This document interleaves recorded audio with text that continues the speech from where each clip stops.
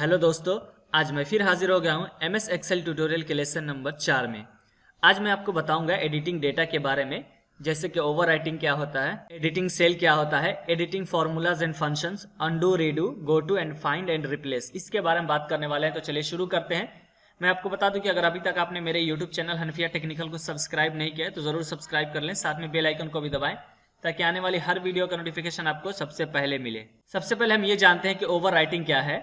Overwriting क्या है कि जैसे ये आप देख पा रहे होंगे कि ये टेक्स्ट लिखा हुआ है, जनवरी लिखा हुआ है, ठीक है। अगर ओवरराइटिंग करना है, यहाँ पे कुछ भी टाइप करना शुरू करेंगे तो ये जो जनवरी लिखा हुआ है ये हट जाएगा और जो आप लिख रहे हैं वो टाइप होना शुरू हो जाएगा। जैसे कि मैं यहाँ पे राहुल लिख रहा हूँ तो देखिए राहुल कर दिया तो जो जनवरी लिखा हुआ था वो खत्म हो गया और राहुल यहाँ पे आ गया, तो ये हो गया ओवरराइटिंग, ठीक है।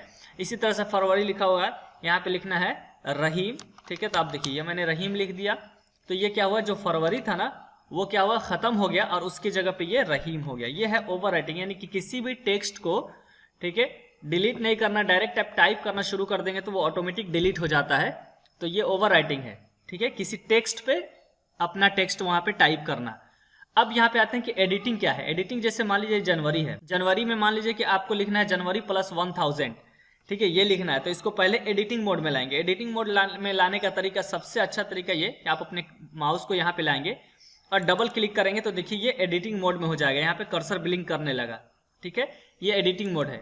शॉर्टकट कीज के जरिए से भी आप कर सकते हैं। उसके लिए आप यहाँ पे आएंगे, यहाँ पे आने के बाद अपने कीबोर्ड से F2 प्रेस करेंगे तो देखिए F2 प्रेस करने के बाद ये एडिटिंग मोड में हो गया। अब यहाँ पे आपको 1000 यहाँ पे लिख देना। तो क्या होगा एडिटिंग में कि जो आपने जनवरी लिखा था वो जनवरी ऐसे ही है, प्लस साथ में आपने 1000 वहां पे एडिट करके ऐड किया है, ठीक है। तो ये दोनों एक साथ दिखने लगा, तो ये हो गया एडिटिंग। इसी तरह से हम F2 फिर प्रेस करते हैं यहाँ पे और यहाँ पे मैं 2000 करता हूँ तो देखिए ये एडिटिंग हो रही है, ठीक है ना। तो इस तरह से आप क्या करेंगे, एडिट कर सकते हैं। जो भी आपको एडिट करना है तो आप एडिट कर सकते हैं किसी भी सेल पे, जिस सेल में भी एडिट करना है जस्ट उस सेल पे जाइए। यहाँ पे जाने के बाद आप डबल क्लिक शुरू कर दीजिए, देखिए कर्सर ब्लिंक करने लगा। जहां से भी आपको टाइप करना है टाइप शुरू कर दीजिए। जैसे मान लीजिए ये अगस्त है, अगस्त पे हमको टी हटा देना है तो हम यहाँ पे डबल क्लिक करेंगे तो एडिटिंग मोड में आ जाएगा। एक बार बैक स्पेस दबाएंगे, उसके बाद फिर हम एंटर बटन प्रेस कर देंगे तो देखिए यहाँ से टी हट गया, यानी आपने इसको एडिट कर दिया, ठीक है। और ओवरराइटिंग क्या था कि अगस्त लिखा हुआ डायरेक्ट यहाँ पे टाइपिंग शुरू कर दीजिए, ठीक है। अगस्त के जगह पे यहाँ पे सितंबर लिख दीजिए तो देखिए सितंबर शुरू हो जाता है। तो इस तरह से ओवरराइटिंग और एडिटिंग होती है, ठीक है ना। अब आते हैं उसके बाद कि हम editing formulas and functions. Formulas and function क्या होता है पहले हम इसको समझ लेते हैं, ठीक है। फंक्शंस क्या है कि माइक्रोसॉफ्ट एक्सेल में बहुत सारा ऐसा इनबिल्ट ऑप्शंस है, यानी फंक्शन है जिसके जरिए से आप एक क्लिक में काम कर सकते हैं, तो उसको बोलते हैं फंक्शंस। फॉर्मूला यह है कि आप उसको खुद से टाइप करते हैं तो वो फॉर्मूला हो गया। जैसे हम समझा देते हैं, यहाँ से ये जो टेक्स्ट है इसको हमको ऐड करना है कि पूरा टोटल ऐड करने के बाद कितना हो रहा है, ठीक है। एक तो ये कि आप फॉर्मूला लगाएं, दूसरा ये है कि इनबिल्ट ऑप्शन है उसके जरिए से आप एक क्लिक में कर सकते हैं। किस तरह से, यहाँ पे आएंगे खाली जगह पे, यहाँ पे आने के बाद देखिए यहाँ पे राइट साइड में एक ऑप्शन दिया है, ठीक है, सम का, ठीक है। तो यहाँ पे शॉर्टकट की भी आप देख पा रहे होंगे, अल्ट प्लस इक्वल टू का जो सिंबल है उस पर आप क्लिक करेंगे तो ये सिलेक्ट हो जाए। जैसे यहाँ पे मैं अपने कीबोर्ड से alt plus equal to symbol देता हूँ तो देखिए ये ऑप्शन सिलेक्ट हो जाता है, ठीक है। इस तरह से कर सकते हैं। दूसरा क्या है कि यहाँ पे आने के बाद ये जो एम का सिंबल है इस पे एक बार क्लिक करेंगे, ये सिलेक्ट हो जाएगा। अब एंटर बटन प्रेस करेंगे तो देखिए यहाँ पे 1763 यहाँ पे ऐड करके हो गया। ये है फंक्शंस, ठीक है, यानी कि ये माइक्रोसॉफ्ट एक्सेल में पहले से ये फंक्शन है। उसके बाद हम आते हैं फॉर्मूलाज क्या होता है। जैसे कि इसको क्या किया गया है कि यहाँ पे ऐड हुआ है, ठीक है। तो हम यहाँ पे आएंगे, इक्वल टू प्रेस करेंगे, ठीक है। प्रेस करने के बाद हम क्या करेंगे, यहाँ पे सबसे पहले इसको लेंगे और उसके बाद हम प्लस प्रेस करेंगे, ठीक है ना, प्लस का आइकन देंगे यहाँ पे। तो इसका मतलब क्या है कि 251 प्लस 325 प्लस 625 ये सब जोड़ करके 410 तक कितना होता है।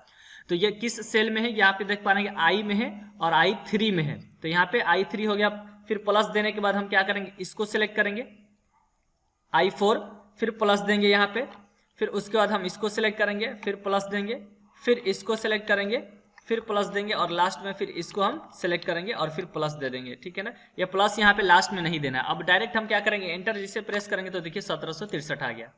मतलब ये कि हमने फॉर्मूला क्या यूज किया कि हमको इसको जोड़ना है तो हम एक एक करके भी जोड़ सकते हैं।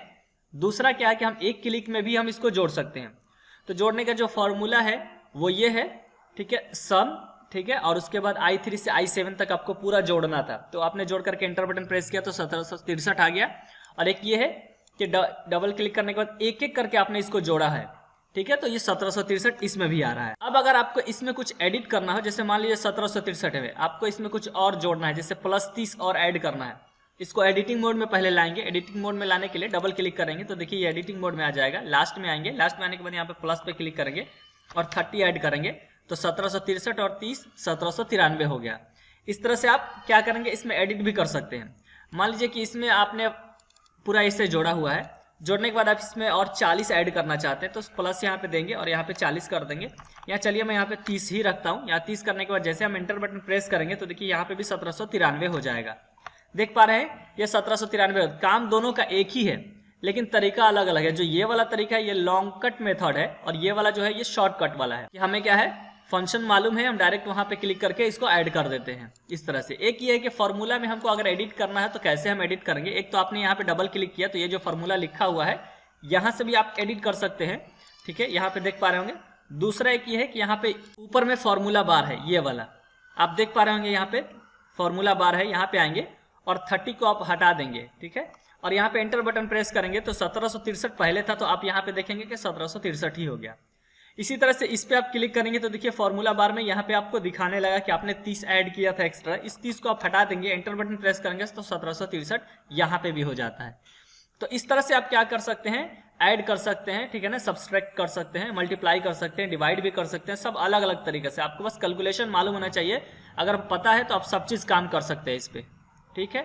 अब आते हैं कि अंडू और रीडू। अंडू क्या होता है, जैसे कि मान लीजिए कोई चीज़ आप टाइप कर रहे हैं, टाइप करते वक्त कुछ आप गलत टाइप कर देते हैं, चाहे कुछ एक्स्ट्रा टाइप कर देते हैं, ठीक है, या पहले से जो टाइप किए हैं वो डिलीट हो जाता है, तो उसको दोबारा से वापस लाने के लिए, दोबारा से बैक करने के लिए उसको हम अंडू का इस्तेमाल करते हैं, ठीक है। जैसे कि मान लीजिए मैं यहाँ पे लिखता हूँ फेब्रुअरी, ठीक है, मैंने यहाँ पे फेब्रुअरी लिख दिया, यहाँ पे मैंने मार्च लिख दिया। अब हमें समझ में आया नहीं मुझे मार्च नहीं लिखना था, सिर्फ फेब्रुअरी लिखना था, तो हम क्या करेंगे, इसको अंडू करेंगे, यानी मार्च जो लिखा है वो हट जाएगा। कैसे हटेगा, तो यहाँ पे एक ऑप्शन है, आपको देख पा रहे होंगे अंडू का, इसका शॉर्टकट की है Ctrl+Z, ठीक है। अपने कीबोर्ड से Ctrl+Z प्रेस करेंगे तो भी हट जाएगा, और यहाँ पे इस पे क्लिक करके जैसे आप क्लिक करेंगे तो देखिए ये मार्च हट गया।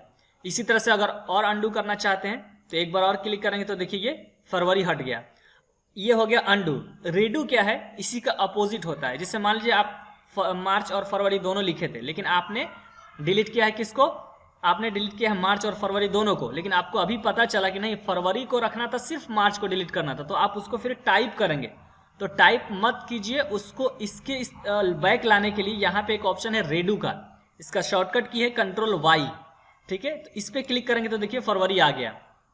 फिर इसी तरह से लगता है आपको कि नहीं मार्च भी जरूरी है, तो फिर एक बार और रेडू पे क्लिक करेंगे तो देखिए मार्च भी आ गया। अब इसके आगे कुछ नहीं लिखे थे आप, तो इसलिए ये अब देखिए यहाँ पे ब्लैंक हो गया, मतलब ये पूरा धीमा कलर हो गया, कि मतलब ये अब क्लिक नहीं हो पाएगा। इसी तरह से ये अंडू और रीडू का इस्तेमाल आप कर सकते हैं। जैसे यहाँ पे हमने कुछ भी लिखा, ठीक है, यहाँ पे हमने लिख दिया, टाइप कर दिया, ठीक। अब हमने क्या किया, लगा कि नहीं ये सब एक्स्ट्रा में टाइप हो गया, इसको सबको डिलीट करना है, तो डिलीट करने का ये तरीका, सबको सिलेक्ट कीजिए और डिलीट बटन प्रेस कर दीजिए, इस तरह से भी डिलीट हो जाता है। दूसरा है कि आप डायरेक्ट Ctrl+Z से वापस जाइए, Ctrl+Z से वापस जाने के बाद आप यहाँ पे आ गए, ठीक है। फिर इसी को बैक लाना है तो फिर यहाँ पे Ctrl+Y प्रेस कीजिए, तो जो आप लिखे थे वो दोबारा से वापस आ जाएगा। Ctrl+Z से खत्म हो जाता है और Ctrl+Y से वही चीज फिर वापस आ जाता है जो हम लिखे रहते हैं, ठीक है। तो ये हो गया अंडू और रीडू का, ठीक है। अब उसके बाद आते हैं गोटू। गोटू क्या है, सबसे पहले मैं आपको बताता हूँ। आप अपने कीबोर्ड से प्रेस करेंगे Ctrl+G प्रेस करेंगे, ठीक है, तो ये गोटू पे आ जाएंगे। यहाँ पे आप देख पा रहे होंगे गोटू, यहाँ पे रेफरेंस पूछ रहा है नीचे में, इसका मतलब यह है कि आप किसी स्पेशल सेल में जाना चाहते हैं, स्पेसिफिक सेल में। जैसे कि मुझे जाना है यहाँ पे मंथ में, ये जो आप देख पा रहे होंगे मंथ, मैं यहाँ पे इसको पहले हटाता हूँ, ये मंथ पे, मंथ ये कौन सा सेल है, तो आप यहाँ पे ऊपर में देख सकते हैं। यहाँ पे मैंने आपको बताया था पिछली वीडियो में, अगर आपने वीडियो नहीं देखा तो वीडियो जाकर के भी आप देख लीजिए। E3 ये जो नेम बॉक्स है, मतलब मेरा अभी जो ये बॉक्स किस सेल में है, तो E3 में है, तो हम यहाँ पे हैं, हमको E3 में जाना है, तो Ctrl+G प्रेस करेंगे गो टू, और यहाँ पे आने के बाद हम E3 लिखेंगे। E3 हमने लिखा यहाँ पे, और जैसे हम ओके पे क्लिक करेंगे तो ये जो मैंने यहाँ पे रखा हुआ है, आप देख पा रहे होंगे यहाँ पे है, मेरा इस सेल में है। किस सेल में है, N19 में है। लेकिन हम जैसे ओके पे क्लिक करेंगे तो ये E3 में चला जाएगा। देखिए यहाँ पे जैसे मैंने ओके पे क्लिक किया तो आप देख पा रहे होंगे ये E3 में आ गया। तो ये गोटू है। गोटू से क्या आपको समझ में आया कि किसी भी सेल में आप जा सकते हैं डायरेक्ट। हमने यहाँ पे अभी हमें E3 में है, हमको अभी जाना है F12 में। तो हम जैसे यहाँ पे F लिखेंगे और 12 लिखेंगे। F12 लिखने के बाद एंटर बटन प्रेस करेंगे तो देखिए मेरा जो किस सेल में आ गया, F12 में। अब यहाँ पे आप देख सकते हैं कैसे पता चलेगा, यहाँ पे ऊपर में देखिए F है और इस साइड में देखिए 12 है। तो इस तरह से आप किसी स्पेशल सेल में, स्पेसिफिक सेल में जा सकते हैं, ठीक है, ये तरीका है। दूसरा, उसके बाद आप गो टू स्पेशल एक भी है ऑप्शन है। एक लॉन्ग कट मेथड भी आपको बता देता हूँ कि गो टू के लिए कैसे इस्तेमाल करेंगे। जैसे अगर शॉर्टकट याद ना हो तो यहाँ पे आएंगे फाइंड एंड सेलेक्ट का, इस पर आप क्लिक करेंगे तो यहाँ पे एक ऑप्शन आपको मिलेगा गो टू का। इस गो टू पे क्लिक करेंगे तो ये डायलॉग बॉक्स ओपन हो जाएगा। यहाँ पे आप देख रहे हैं E3 लिखा हुआ है, आप कुछ भी डाल सकते हैं। H4 डालिए, H4 डालने के बाद ओके पे क्लिक करेंगे तो देखिए यहाँ पे H4 में आ गए, ठीक है। इसी तरह से आने के बाद एक गो टू स्पेशल, यहाँ पे आएंगे और यहाँ पे एक स्पेशल का ऑप्शन है, इस पर आप क्लिक करेंगे तो यहाँ पे आपको दिया हुआ है बहुत सारा ऑप्शन है, जिसमें आप जाना चाहते हैं उसमें आप जा सकते हैं, ठीक है, जिससे फॉर्मूलाज में आते हैं। तो अब हमें उस सेल में लेकर के जाएगा जहाँ पे सिर्फ फॉर्मूला का यूज हुआ है। तो हम यहाँ पे ओके पे क्लिक करते हैं तो आप देखेंगे कि किस किस बॉक्स को हाईलाइट करता है। जैसे हमने ओके पे क्लिक किया तो यहाँ पे आप देख पा रहे होंगे दो सेल को हाईलाइट किया, एक 1763 यहाँ पे है और एक 1763 यहाँ पे, इस दोनों को हाईलाइट किया। क्यों? कि इस दोनों में फॉर्मूला यूज हुआ है। और मैंने आपको क्या बताया कि जिसमें भी फॉर्मूला यूज हुआ होगा उसको ये हाईलाइट करेगा। जैसे हम इस पे क्लिक करेंगे तो आप देख पा रहे हैं ऊपर फॉर्मूला बार में यहाँ पे ये फॉर्मूला यूज हुआ है। और ये 1763 में करता हूं तो यहाँ पे भी देखिए ये फॉर्मूला यूज हुआ है। तो इस तरह से क्या हुआ, गो टू स्पेशल के जरिए से किसी स्पेसिफिक सेल में जा सकते हैं एक ऑप्शन सेलेक्ट करके। दूसरा मैं आपको बता दूं कि यहाँ पे अब है फाइंड एंड रिप्लेस। फाइंड का मतलब आप समझ सकते हैं कि किसी भी चीज को खोजना, कैसे हम खोजेंगे। जैसे मान लीजिए हम यहाँ पे कंट्रोल F प्रेस करेंगे अपने कीबोर्ड से तो ये डायलॉग बॉक्स ओपन होगा।